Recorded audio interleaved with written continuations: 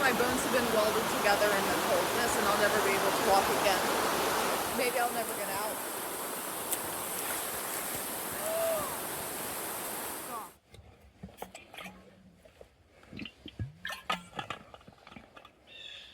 I have yet to stay at a campsite where people engage in normal behavior during the night.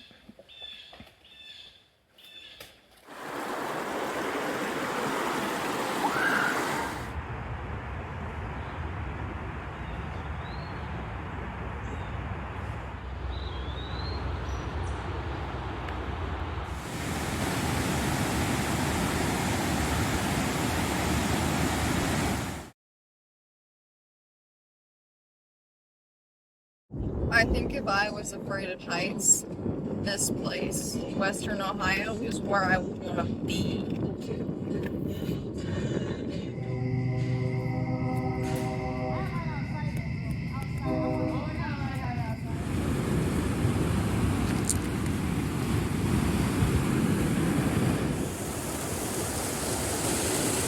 I'm furious because there's a train on my left, a train that I already waited for to stop 20 minutes ago, but I'm too speedy. I've caught up, and now I'm going to have to wait for the train at the next railroad crossing. Look at that.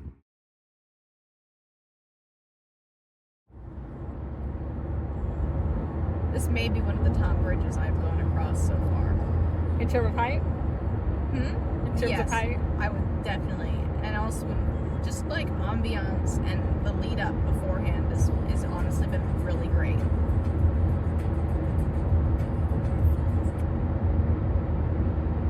I feel like I'm definitely a little nervous about this bridge since it reminded me of the bridge that like the boat ran into and then it fell over. Remember that? I feel like I heard about that. I was not. Okay, definitely. Did you hear about the Coldplay Kiss Cam? Oh my I'm gosh, how so could I? Happy. That was really funny. That's so funny. And I couldn't even avoid it if I wanted to avoid it because I feel like the instant I step not even a finger on social media, everything is just Everywhere. jokes making fun of that, which is, to be fair, it's funny. And to be So fair, funny. cheaters should get caught. But at the same time, oh, this is cinematic. And I'm going the speed limit for once. Wow. It's probably Okay. not concentrating so hard. On your walk. Yes. I don't think I ever expected to be saying this, but northwestern Illinois is gorgeous, the section I'm in, and I would live here. Like, the elevation change is tasteful, there's lots of trees. It could just be the time of year. It could also be the fact that I'm traveling through it at sunset.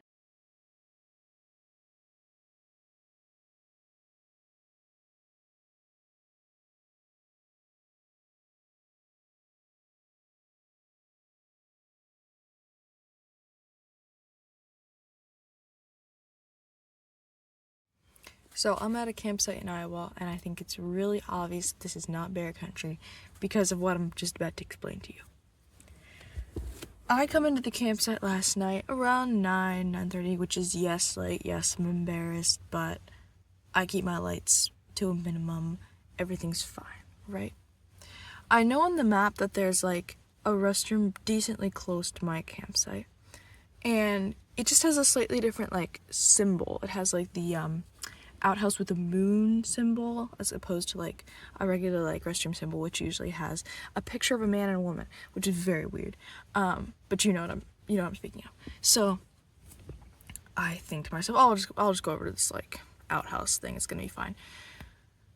I get there, it's like this screen door which you open to get inside, and it latches from the inside, but you can just stand outside and look through the screen door, right? Mega weird. And then there's also like this motion sensor light that comes on as soon as it detects motion, and then it goes off as soon as it doesn't. So you go inside, you sit down, it goes off. You move your arm, it goes on. You stop moving your arm, it goes off. You stand up, it goes on. So you're in there and it's flashing on and off and on and off. And if it's at night, all the campers can see your little light show going on. And then you come out and they don't know if you sat down to take a dump or if you've actually left. And the only way to find out is by walking over to the screen door and looking in. The airflow has got to be great.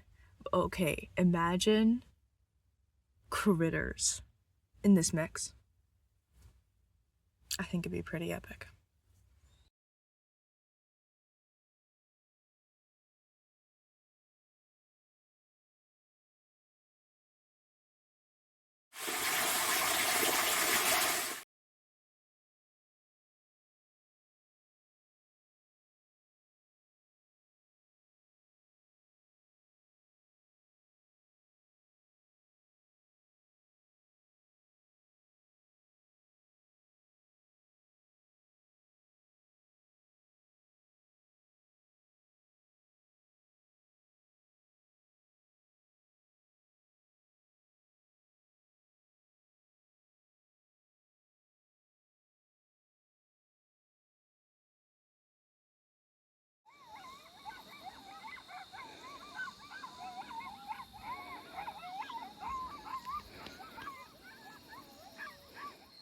So as you might be guessing, I'm in Badlands National Park.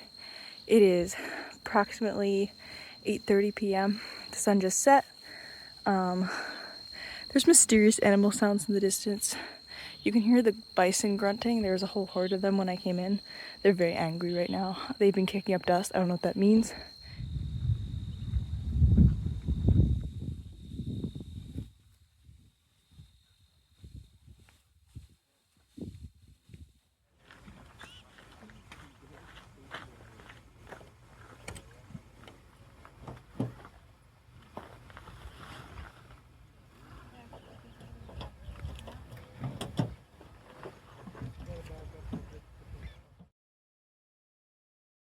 This is probably a good time to tell you about the dumb thing I did last night. So, I decided that I would go for a hike at night, right? Because I've been driving all day and I thought that would really make me feel less like I'd sat for 9 hours. So, I start walking, everything's fine. I'm looking out for rattlesnakes. I can't see a darn thing, but it's fine. And I hike up this like ridge line and I'm just going along. There's this really cool tree, and then there's another really cool tree, and then something snorts at me. And I'm like, oh my gosh, that's not a tree. That's a bison, and it's angry that I'm in its personal space bubble. So I turned around very fast and I slowly walked away, and I did not get eaten. End of story.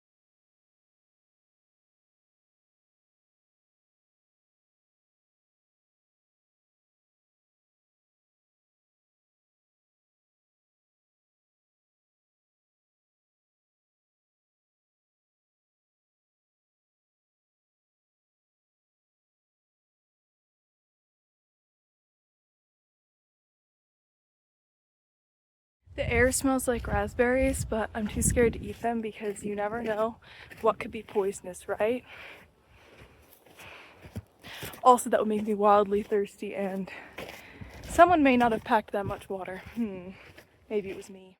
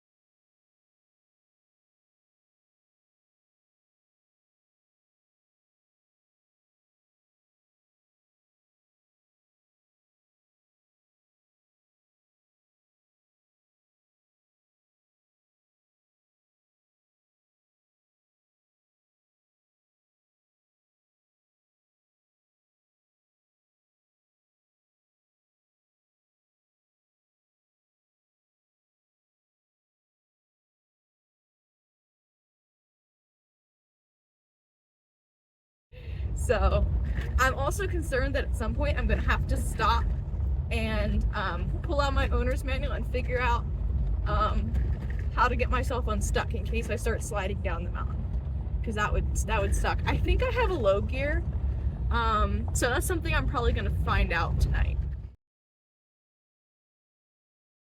Last night I stayed in the Bighorn National Forest, I think is what it's called, in Wyoming. It's been super great. It's quite the trek to get in, but once you do, it's really worth it. The views are great. I disturbed 2 moose last night. There was lots of squirrels around my campsite this morning, as typical, but it's just a gorgeous area.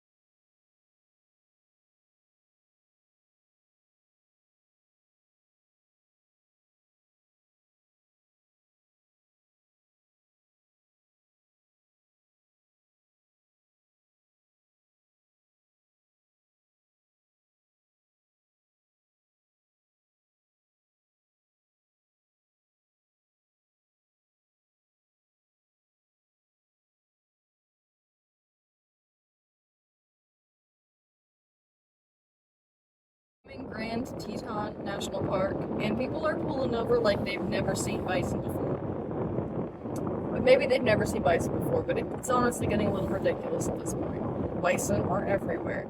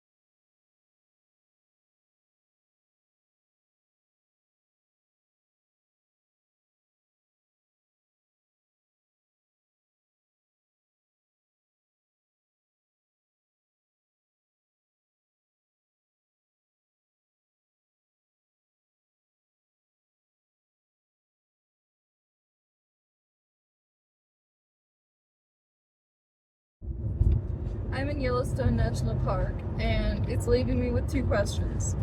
Number one, why do the hot springs smell like hard-boiled eggs? And number two, why have I not seen a Pennsylvania license plate yet?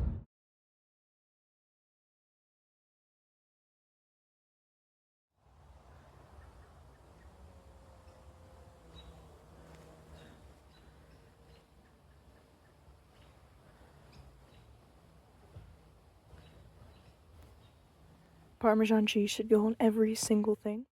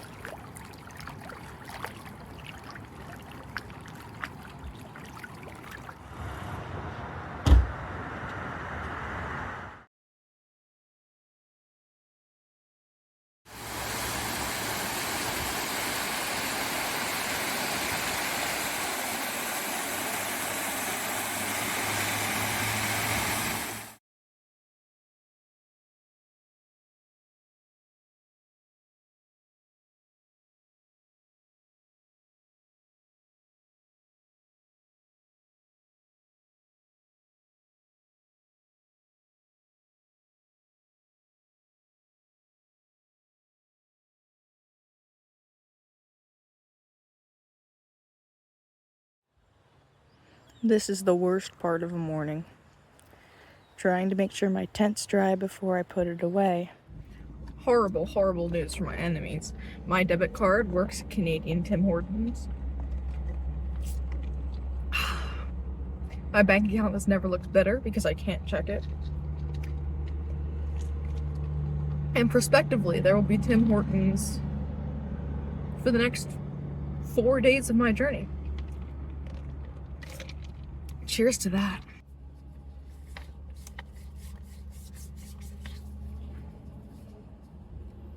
I have acquired some money with the Queen herself on it. This is a very exciting moment for me. I've never had Canadian money. Oh, it's so pretty, and it's got this plastic part in it. It's very classy. I like it a lot. I wish I had more.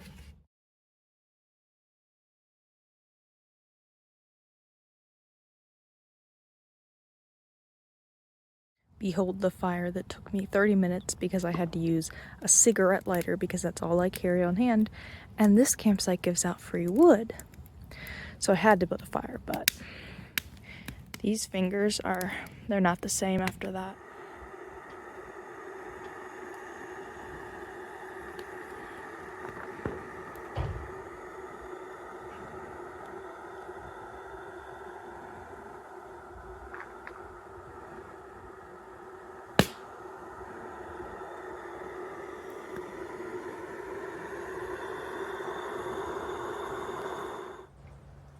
I feel like I've made a lot of safety choices over this trip that I can be proud of, but I think what I'm most proud of last night is reading the billboard at the front of my campground because it posted the weather and it said it was going to rain tonight. So what I did is I pitched my tent until I went to bed, and I got it dried out. It had been super wet from the last night, and then I slept in my car, and it thunderstormed so loudly for hours last night. And it poured, and I woke up this morning, it was still pouring. And I'm guessing a lot of people just didn't get the memo, because there was tents up last night, and this morning, there is no one in this campground. So, I'm just pleased with myself for remembering to sleep in my car. Really not too difficult to check the billboard to see what the weather postings are, but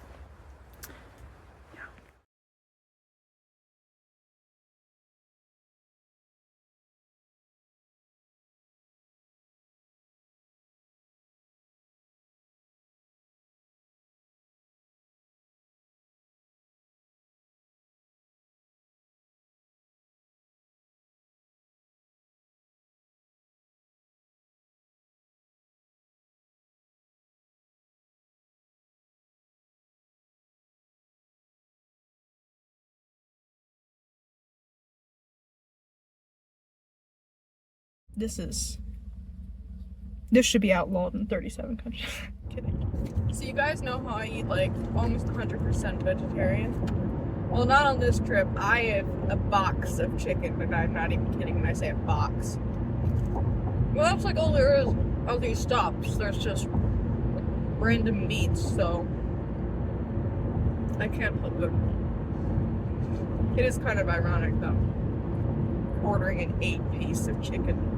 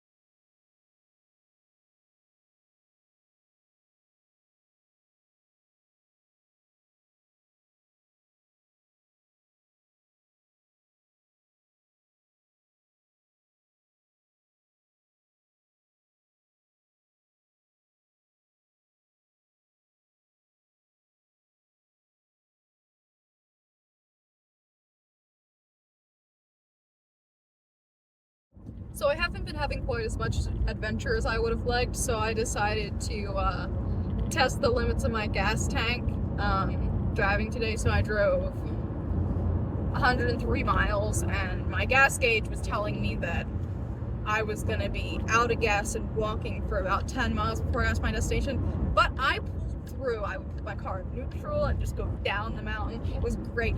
Gravel and dirt, though, is so much worse for gas mileage, but it was actually really fun, and it got my heart rate up, a little bit of adrenaline, a little bit of a side quest where I talked to these fishermen, and they agreed, they were coming back to the area, they agreed that if I was like off on the side of the road, they'd give me a ride to the nearest town. But I made it, and I made it with a gallon left in my tank, which I guess is the bonus gallon, because I had been on, my gauge had been at 0 for a while, and then my range had been at 0 for about, it was maybe 10 miles when I got to the gas station. So I'm thinking my car has hidden depths, and I could totally have kept going to even cheaper gas.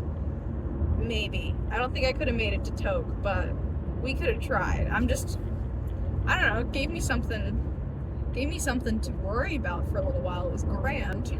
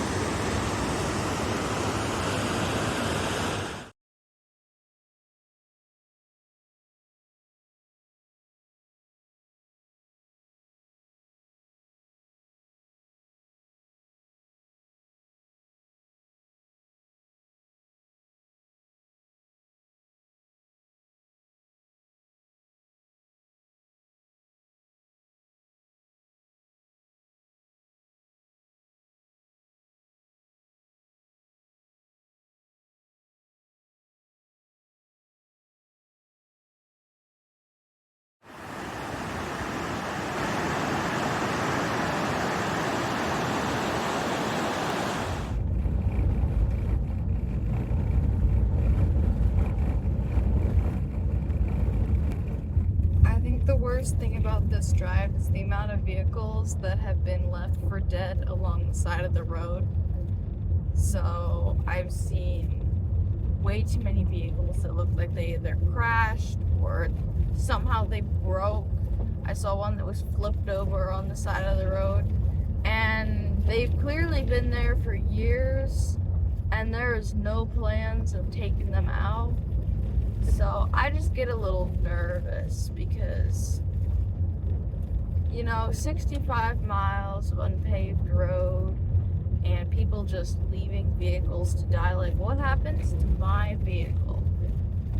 You know what? I'm not going to finish the thought because I'm still driving, but later when I'm safe, I will.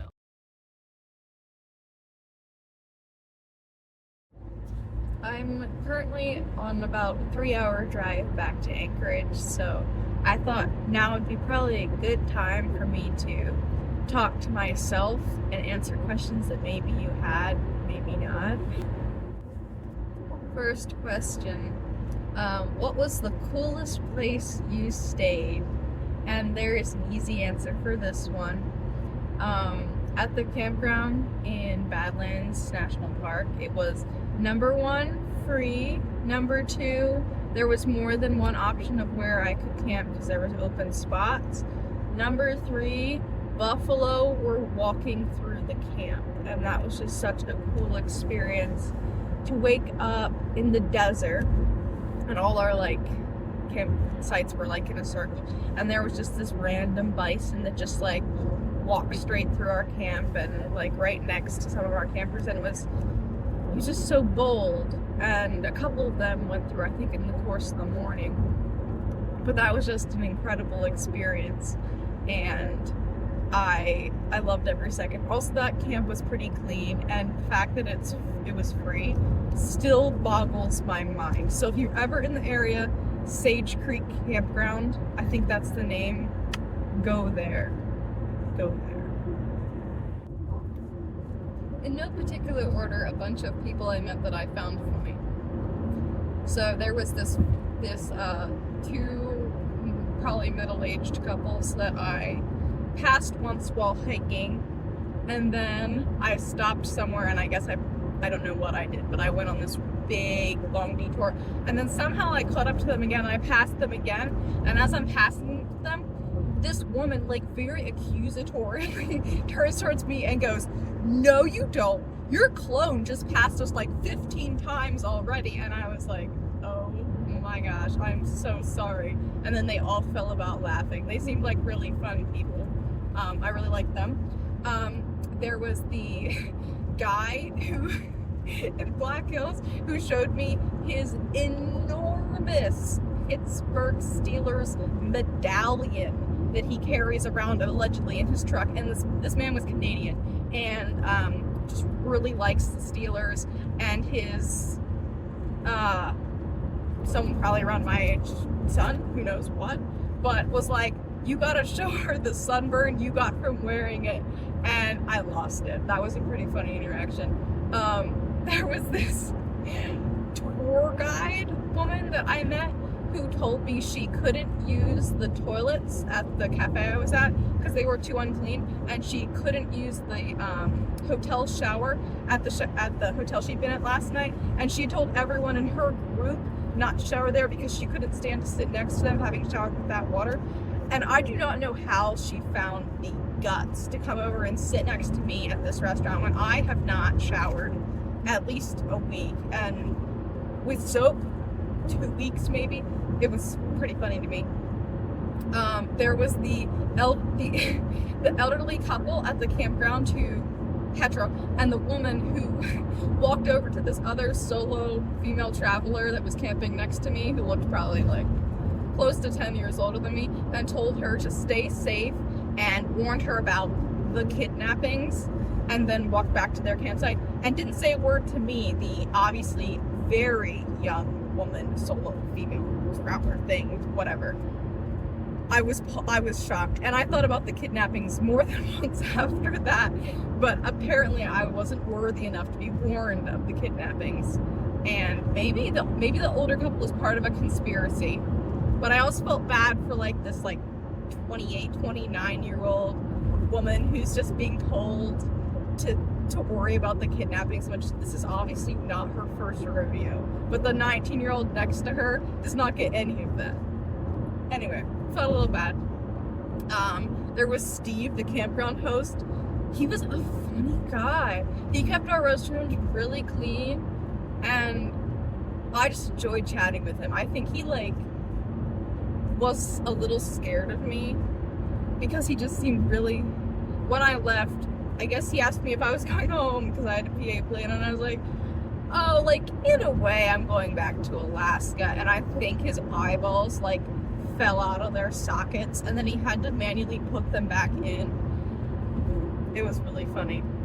Oh my gosh, Steve, a classic. Oh, there was the man who walked over to these other people at this campground and told them that he was terribly allergic to campfire smoke, and if they could please put out their fire with water when they were done. That was quite amusing to me as well. There was the people that came into a free campsite that I stayed at about 11 p.m. at night. It's pitch black with their headlights on, parked in a maintenance spot, left their headlights on for, I swear, this was close to 2 hours, until they finally turned them off, went to sleep. They were absolutely mad. I don't know how they could live with themselves for doing that, shining their really bright headlights directly at this other camper. And we were pretty far apart at the campground, but I could still clearly see this. It was honestly just a little unnerving. I wouldn't have done that. There you go. There was the oh my gosh, the fisherman. I don't even know. I was stopped at this bait shop, and by the end of the conversation, he had offered me a job, but unfortunately, I had other things to do. But I'm not gonna lie, I was pretty tempted. I've always wanted to work on a fishing boat, so maybe not always, but it could be cool, right? So I'm gonna be thinking about that a lot more than I thought about it previously. Oh my gosh. At one campground I stayed at, there was this group of 4 men who were probably just a couple years older than me, and we were pretty close, our campsites. They sat at their picnic table for many hours that night playing, I guess, blackjack and yelling at each other, and they were so amusing. When I first got to the campsite and was walking over to pay, I could hear them dramatically reenacting the scene from Revenge of the Sith, where it's you are my brother Anakin, I loved you, and doing all the things, and it was really amusing. And then they didn't put the flies on their tents. I don't know how they didn't wake up in the morning drenched, because my fly was absolutely soaked, but they were funny, and they stayed up for several hours that night, and I could hear them as I was lying in my tent, just yapping. And there was 2 different tents, because there's 4 of them, and I think each pair was having a different conversation, so it was very conflicting. And then I could hear this other really, really adorable couple next to me, also yapping and giggling in their tent, and it was quite the night. I did enjoy it though. But yeah, there's been lots of fun people that have crossed paths with me, and it's been super, super nice to me, and also super strange to me. Some of them are specifically not mentioned here, but anyways, it was a good time. One of my biggest highs of this trip is when I was checking into a national park, and I gave them my American the Beautiful pass, which is a volunteer pass, and the guy took it, thanked me for my service. A park ranger thanked me for my service, handed it back to me. I was on Eurofork, I think that's the word, high for several hours after that. But I quickly came down from that when the very next day I was checking in, I guess again, and the park ranger there took my ID, told me I looked so sad in my picture and that I should have smiled because I was so pretty, and then asked me where I had worked, and I was like, I don't really feel like I have to tell you that anymore. But overall, getting thanked by a park ranger, I will never come down for that. That was a high. Thank you to the strangers who gave me a paper bag to carry my firewood. Thank you to the strangers who offered to pick me up and take me to a gas station if I ran out of gas. Thank you to my car for always starting, my bug spray for always working, my sunscreen for working half the time, my debit card for never declining. To all the people who hosted me, gave me food, gifts, etc. during the way, your help was invaluable, your company was incredible, and overall those are some of the top days/nights that I think on over this trip. Thank you to everyone who supported me from afar through thoughts, prayers, and money. Your support was invaluable, and I truly never felt unsafe a single night while I was sleeping, and that could also be due to my hardened nerves, but really just appreciate you guys thinking of me and praying for me, and yeah, that really means a lot to me. Also, big shout out to the wildlife for never encroaching upon my camp, with the exception of a couple bison, but overall you really added to my experience by not adding to my experience. I think that may be about it, but also thank you to the locals who told me about all your favorite spots to go to and just yapped with me and made my stay just even a little bit more enjoyable as well, and yeah, just really added to the flavor. Thank you to all the people who let me look at their rigs and their setups and inspired me to road trip even more, and I can now say this is no longer my first rodeo as a solo traveler. So yeah, it's been great. I am thankful to have had a positive experience and just grateful.